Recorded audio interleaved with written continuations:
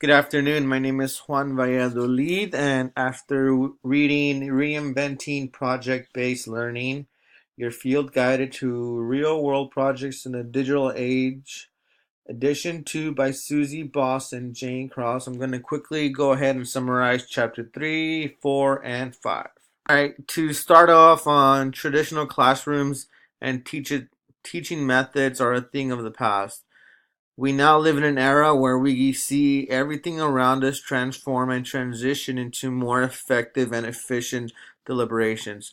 Project based learning is an approach where students try to find solutions to a driving question that is based on a real world challenge. This approach requires students to actively investigate and explore significant content, learn skills that are crucial to the process of discovering the driving question. We live in a world of projects. We all remember times at school that were boring. We need to actively solve problems. We need to present students with a challenge. It's up to the students to come up with the solution. We need to organize and manage a team to research, summarize the issues. Students ask for feedback. Student success involves critical thinking, collaboration, and communications. These things are often not taught in the traditional classrooms. With project-based learning, these are the main points to bring up critical thinking, collaboration, and communication among the students. By focusing students on a project, teachers put them on a path that deepens their knowledge and builds skills that they'll need in the future.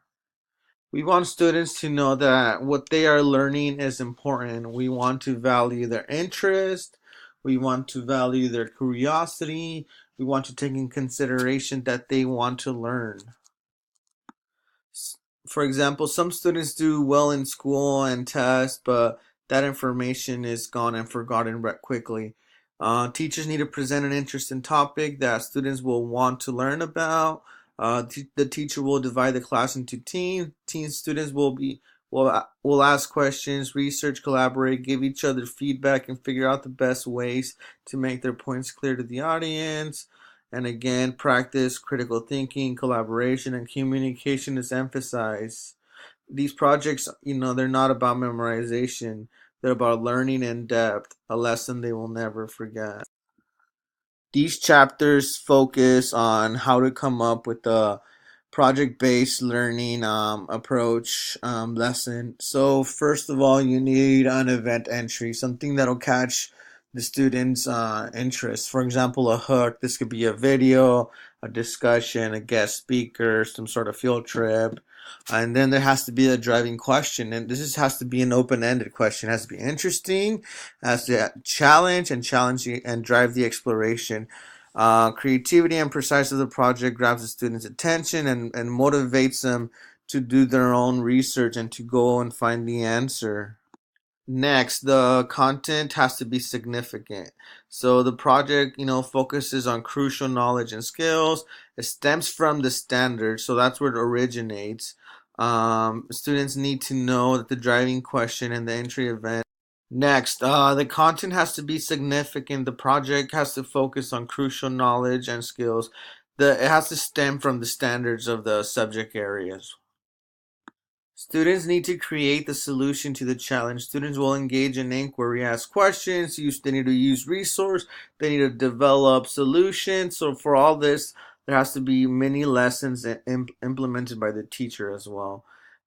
Students are given the choice of what type of product they want to work on, the process of developing their solution, how time is used, factor in the age appropriate data and their experience and the overall seeking 21st century skills, problem solving, critical thinking, collaboration and communication, creativity.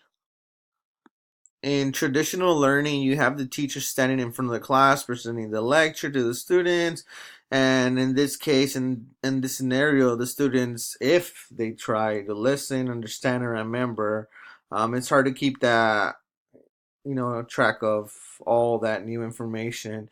With the project based learning,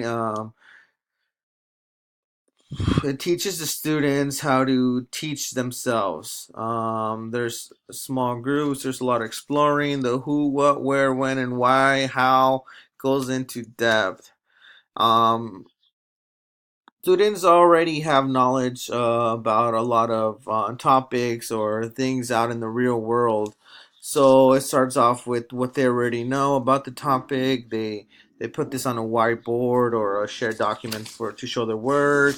And in this approach, the teacher facilitates the projects.